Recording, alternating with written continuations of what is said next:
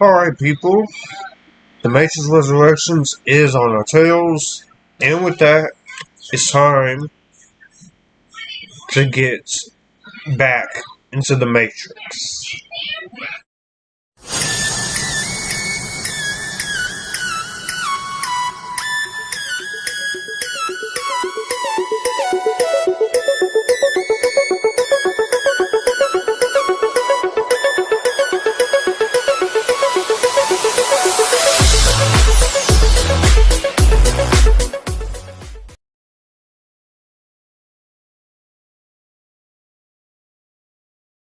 What's going on, people? It is Joshua here, feature filmmaker and operator, reviews, while talking movies, TV, and music, giving you guys finally my review series that I've been teasing since the first trailer of The Matrix Resurrections dropped in September.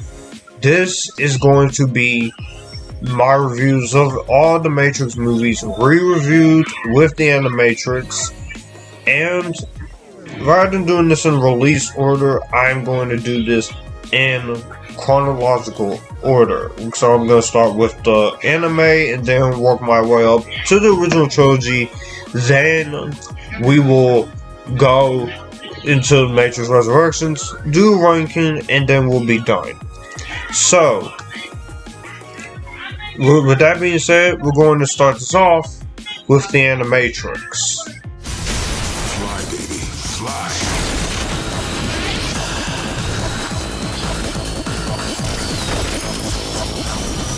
Hang on! The Animatrix. Discover how deep the rabbit hole really goes.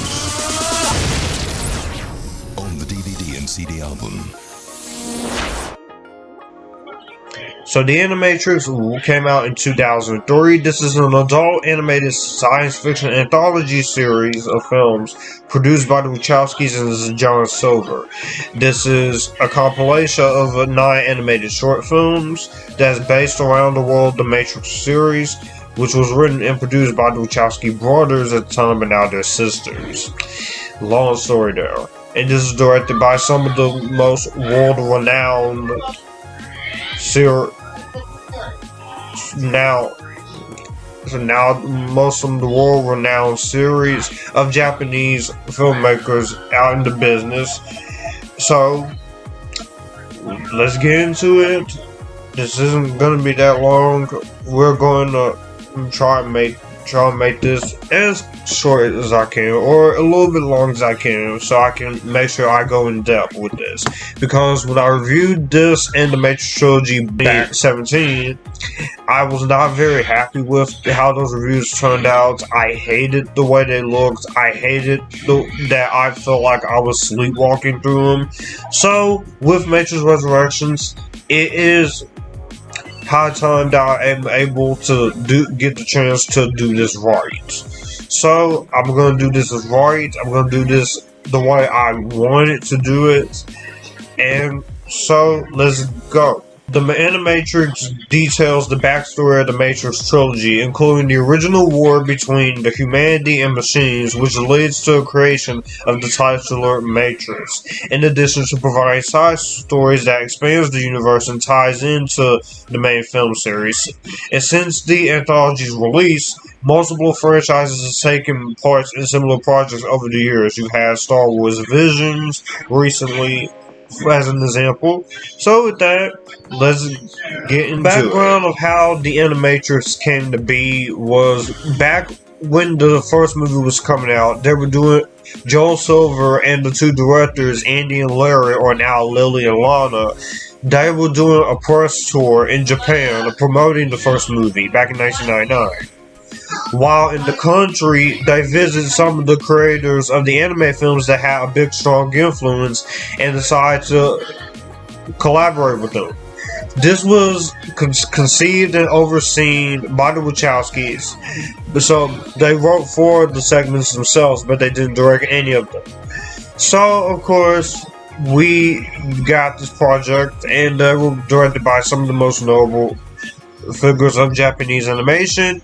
And also, there they got the voice actors together, came up with the ideas, and then during the summer of 2003 when Matrix Reloaded was coming out, we got this. And they did play a short film during Dreamcatcher, and they also played this on Adult Swim back in the day on Toonami.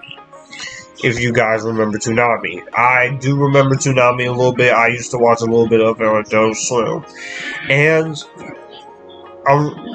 this is going to be part of a new segment I'm going to try out in 2022. I just will wait until the end of the video to announce what it is with a new logo intro for it. So the first story we're going to start off with is Final Flight of the Osiris. This is written by the Wachowskis. This was directed by Andy Jones and is animated and done production design by Square USA Incorporated. In Final Flight of the Osiris, you have the ship, the Osiris. They are heading for Junction 21 when they discover an army of sentinels in the HR scans. And what happens is, this army of sentinels, they flee into uncharted tunnel where it encounters these small group of sentinels, and they try to get to Zion, but they have to warn Zion about it. This is referenced in the Matrix Reloaded, which I can't wait to talk about. Stick around for that. So, of course, the Sentinel army goes after the Osiris and destroys everyone on the ship. This story is actually a pretty interesting tie-in to the Matrix Reloaded before you get to the Matrix Reloaded, pretty much. The voice acting here is great. You got Kevin Michael Richardson, Pamela Adlon, Tom Kenny, and this is a pretty entertaining, interesting short. It's very intense. The CG animation is great on here. I love how the way the animation looks is fantastic. And just for 2003, the animation style and the CG animation is beautiful. There is some dated shots they do at times, and I do love the score by Don Davis and the sound effects. It's always nice to hear Don Davis soundtrack for these three main movies. Which it does suck he's not doing the music for the new one, but that's fine. As long as you keep that classic Matrix theme, I'm fine with it. But when you go into Final Flight of the Osiris, I love the animation style. It's a pretty nice side story to tie into this will become Matrix Reloaded, and I do enjoy this for the most part. I do like how intense it gets. The only thing that does hold this back a little bit from being one of my favorites is the virtual reality dojo fight where they have to just cut off each other's armor. That was a little too sensual for its own good, but at the same time, it is a pretty interesting idea, and this is a pretty good short. I do like this for the most part, and I do definitely enjoy this. Next up in this story, we do have the Second Renaissance Part 1 and Part 2. This is my favorite short of this entire anthology. I'm gonna tell you why this is my favorite. In the mid-21st century, humanity falls victim to its vanity and corruption. So, this is all explained in the first movie, but here you actually get to see it as we give birth to artificial intelligence, and we build an entire race of sentinels to serve their masters. So in a lot of ways, it's like the slavery days. The humans were the masters, and the robots are the slaves, pretty much. And so many of the robots are their servants and they interact with humans, but so they built in the architect's own image in a humanoid form. And so people are released from labor, and so humans start to become more corrupt and more crazy, and the machines were contempt at the time, they were good with serving humanity. So the whole relationship between humans and machines changes in the year 2090 when one android is threatened by its owner. He kills his owner and his pets, and a mechanic instructed to deactivate the robot. So this causes the first incident. He is put on trial And so what happens is we do see everything that leads up to this. And so in the second part, the governments across the world launches a mass purge to wipe out all robots and their human sympathizers, fearing a robot rebellion. And this does help the United Nations, of course. In the second part, the thing that the machines relies on the most, they rely mainly on solar power. So what happens is, in Eastern Europe, and one final solution when nothing else fails, the humans, they decide to use a final solution called Operation Darkstorm, which covers the sky in the shroud of nanites, and it blocks the sun to deprive the inevitability of them. But unfortunately, while this plan works, it commences. This gets a whole all-out war between the humans and the machines, and a lot of the imagery here is great hand-drawn animation. If you guys have seen my little Instagram story on watching this, I did say that I do miss hand-drawn animation like this. So for 2003, the 2D hand-drawn animation is fantastic. There's a lot of good hand-drawn animation in this sequence. It is brutal. When you get into the war itself, the soundtrack is great. I do like the exposition and narration from the Robot Design Archives. The thing that really catches me off guard when I was younger watching this short and now is how intense this is, how brutal this is, how violent the war shows, with humans being attacked by machines, and then a lot of robot models are destroyed, the machines replaced with new models that are more like the cephalopod sentinels in the Matrix, and then biological warfare, and then the humans, of course, they have no choice but to surrender or risk extinction. So what happens, they do surrender to the humans, so the machines puts all of the humans in these biological tanks like you see in the first movie. This is amazing. This is my favorite. It is a great short. The Supernova theme is awesome. The war is brutal, it is disturbing, it is violent. And I do appreciate the fact that this takes some balls and it does not hold your hand. It gives you intensity in it. And for the director, Mahiro Maeda, his vision is on screen. The animation by Studio 4, which they did three more of these, is pretty awesome, and I do love the Sega Renaissance. It is my favorite short. The next story after the Second Renaissance is Kid's Story. This is one of the only shorts that does contain Neo, and this does take place during the 6-month gap between The Matrix and The Matrix Reloaded. So when you do watch all these together, there's a lot of hidden things to all the Matrix movies. In this short, of course, Neo has joined the crew of the Nebuchadnezzar 6 months after the first movie, and has freed a lot of minds from the Matrix. So Kid, of course, who was known as Michael Popper, he feels that there's something wrong with the world, and next day at school, where he is absent, scribbling Neo and Trinity's name and writes to get me out of here in his notebook, he receives a phone call from Neo, voiced by Keanu Reeves, of course. And you do get, of course, a group of agents comes for him. He gets chased by his teacher, so he decides to jump out off the balcony.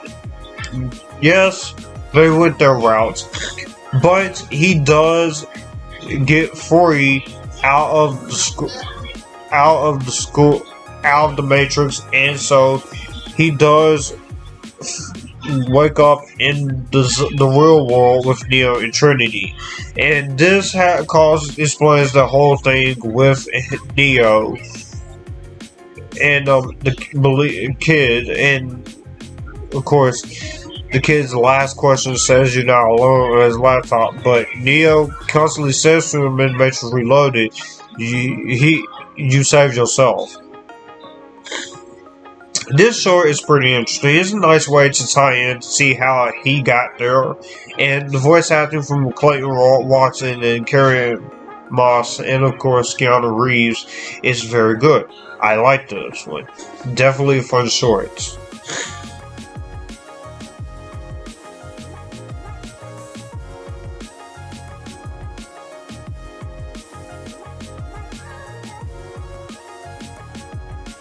Now, the next short is another one of my favorites, and this is called Program. This was directed by Yoshiaki Kawajiri.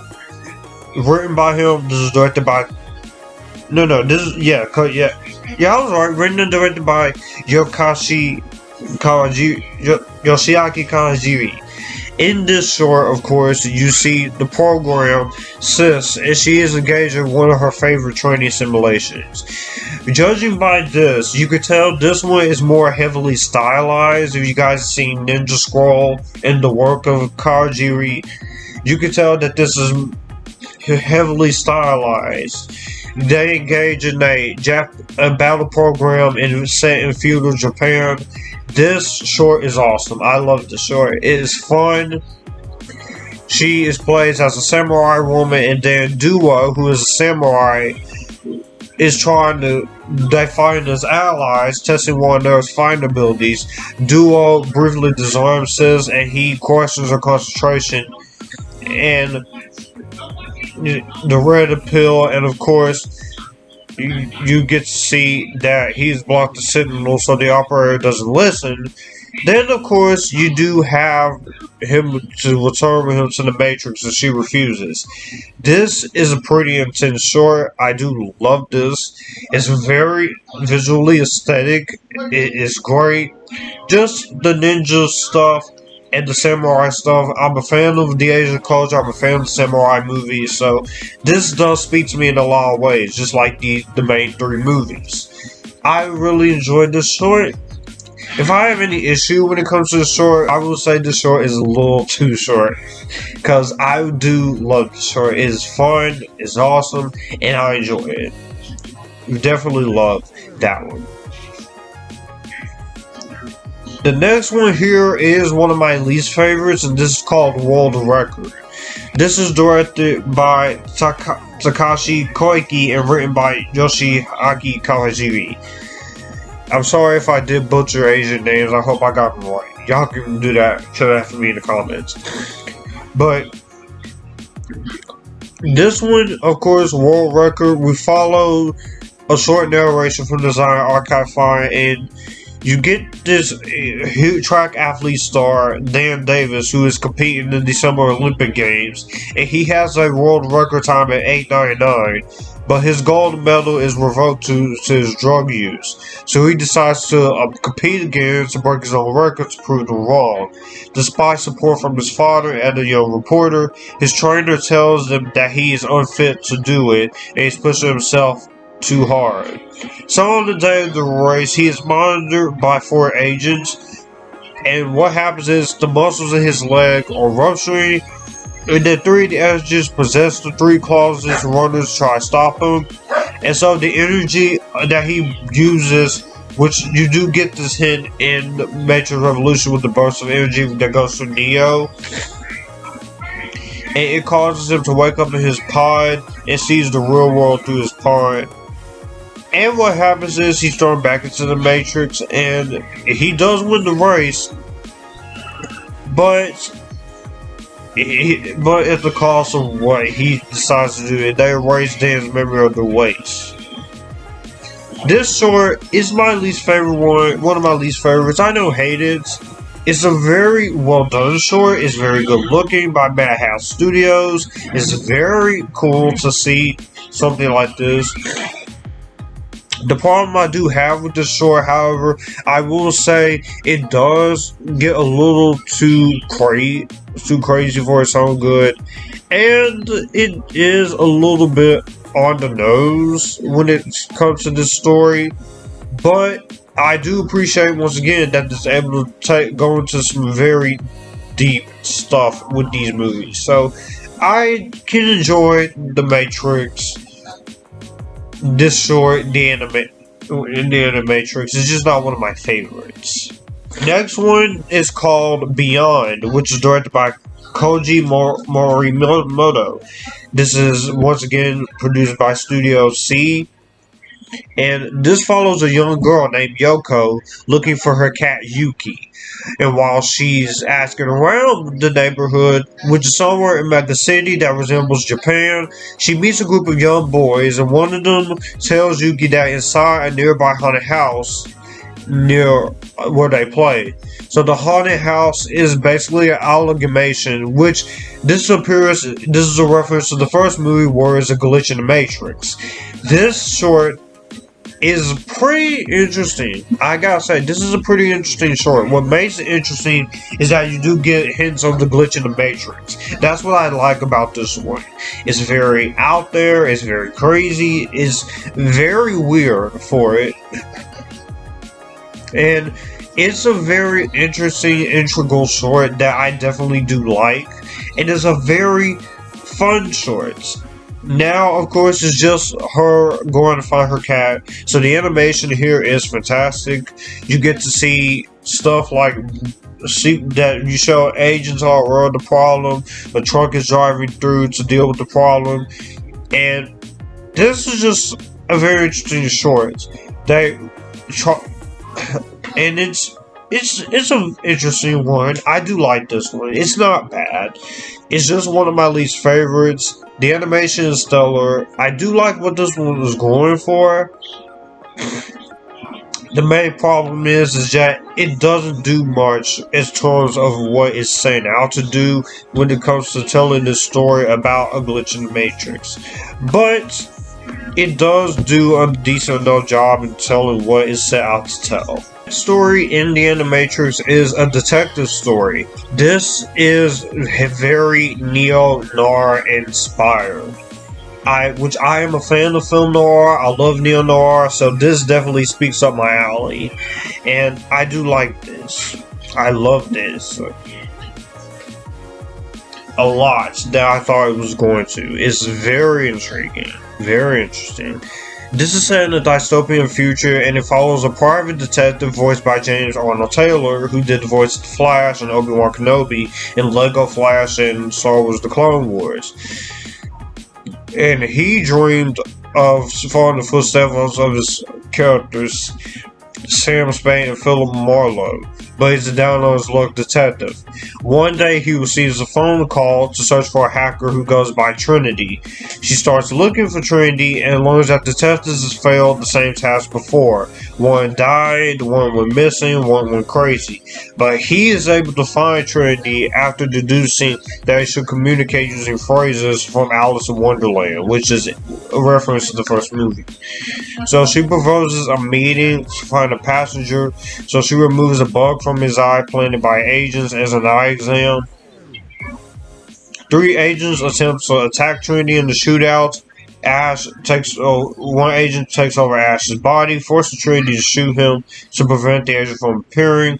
And with that being said, this one is a pretty entertaining short. It's very neo-noir. I would definitely watch a whole movie of this one. The voice acting is great. The film noir is impressive. I love it. This is what I love about film noir in animation or in live action. Carrie-Anne Moss is great. Hearing her voice here is never a bad thing to see Carrie-Anne Moss in any way, shape, or form in something. This is a very interesting idea that worked here, and I very much enjoyed what this one was trying to do. Now we get into the final short, which is Matriculated. This is written and directed by Peter Chung. If you know him, he did Aeon Flux. So this is a very weird one. This is my least favorite one for sure. It's very weird, but at the end, I appreciate what they're trying to do. This one deals with a group of above-ground human rebels who lure hostile machines to the laboratory in order to capture them and insert them into a matrix of their own design. Within this one, the machines attempt to teach the captive machines some of the positive traits of humanity, primarily compassion and empathy. This is all explored in the movies in some capacity, which if you watch this, they do give you a lot more. You have some great things going for this one, of course. I love the animation here. It's very creative, very ambitious. I like the story of the group of rebels who lure machines to the Matrix, trying to teach them of the human emotions. And even in Matrix Revolutions, there's one hint of this with Neo where he's blinded and he's like, just light everywhere. If you can see what I see, the machines are not all bad. That's what I definitely do appreciate about the Matrix movies themselves, and with every rewatch. And I definitely can appreciate what this one was going for as well. I like this one. It's fun, it's entertaining. I do like the way this plays out, and it's a very creative one at that. And some of the voice acting I think is fantastic. I love the voice acting. I love the production design and the way it goes at it. The problem with the shorts is, as a fan of this as I am with weird stuff, this just got way too weird in some spots. Way too effing weird. Like, I don't mind weird, but it gets to a point where it gets way weird. Like, okay, now you're doing too much. It's very crazy. Again, I applaud the ambitiousness here. I love a lot about this, and it's just a very weird short. That's my main criticism, is that it's too weird. I appreciate it. It just gets a little overly weird. And while I do appreciate the weirdness into it, it does get to a point of absurdity a little bit. But beyond that, I can say that this does do a good job at what it set out to do, and I enjoy it. It's not bad. It's just my personal least favorite of it. How do I feel about all the shorts overall? How do I feel about the story overall? I think this works very well as a series of short films. It's a nice way to explore stuff in the Matrix. It's very interesting to see how intriguing the world of Matrix is beyond the films, like a glitch in the Matrix, and what caused the war between man and machine, why machines are angry with us, the Sentinels, a little tie into Reloaded, combining CG animation, Japanese hand-drawn animation, multiple visual styles, the anime style. It takes the world of the Matrix to its limits and creativity, and the music is great. I love the voice acting. Each director and writer has a unique vision with each different style of animation, and it fits. It goes for it. It doesn't hold your hand. It tells you exactly what you're going to get yourself into, and it works. It is one of the things in anime that I think is very forgotten, and pretty forgotten in the Matrix, because a lot of people look at the sequels and that, but if you watch the Animatrix and watch all 9 shorts, you can realize a lot of things that's in the Matrix franchise that's not explored so much in the movies are explored here, and I appreciate it for it. The voice acting by everyone is great. Keanu Reeves, Pamela Adlon, Kevin Michael Richardson, Carrie-Ann Moss, Clayton Watson. There's lots of great talent here. James Arnold Taylor is great. Tom Kenny, Jill Talley. This is a very interesting short that I was very much enthusiastic with. If I have any issue with this short, I will say there is a few points, 2 shorts, where it does get a little weird, But other than that, that's the only real complaint I do have with this. And as far as I rank the shorts, I would put Matriculated at number 9, Beyond is number 8, number 7 is World Record, number 6 is A Detective Story, number 5 is Kid Story, number 4 is Program, number 3 is Final Flight the Osiris, number 2 is The Second Renaissance Part 1, and my number 1 is The Second Renaissance Part 2. This is a great story. And as far as my rating for this, I definitely will give this a better than Vampire Academy. If you have yet to see the Animatrix, go stream it online. Find a Blu-ray copy of this. It is on Blu-ray because it's not part of the Ultimate Matrix set on Blu-ray. And there is no 4K of it either. Definitely buy the DVD. It's on HBO Max if you want to. Definitely check this out. The Animatrix, it's a very interesting short, and I was very impressed with this. Rewatching it. I've always found this one to be the 4th movie, but it never really was the 4th movie. It was just a series of short films. I'm gonna give this a better than Vampire Academy. I love this. So, that was my thoughts on the Animatrix. So, let me know in the comment section down below what you guys think of the Animatrix. Did you like it? Did you hate it? Or are you somewhere in the middle? Where do you stand as far as the anime goes? What's your favorite anime? What's your favorite short in the Animatrix? Did you like the Animatrix when it come out? Did you find it to be interesting, companion piece to the Matrix trilogy? I can't wait to talk to you guys about the actual movies now. And we're going to start off, of course, with the first movie coming in the next video. I will see you guys for that. You will be getting Reloaded in Revolutions next week. And then on the 22nd of the same day as my channel anniversary, I'm going to give you guys my full review of The Matrix Resurrections. It is... I can't wait. I'm very happy to be talking about The Matrix. I'm very enthusiastic about it. This is one of my favorite franchises, and I'm putting a lot more passion in this. So, let's go. And all my social media links are in the description box down below. Be sure to like this video, comment down below, share this video as well. Be sure to subscribe and hit that notification bell to get notified when newest videos are up. I will see you guys in the next video. You guys keep it cool, join the Epictasticness, and let's go into the world of the Matrix. As promised, in this review of the Animatrix, I will show you the intro for a little segment that was going to be coming more into play in 2022. Here you go.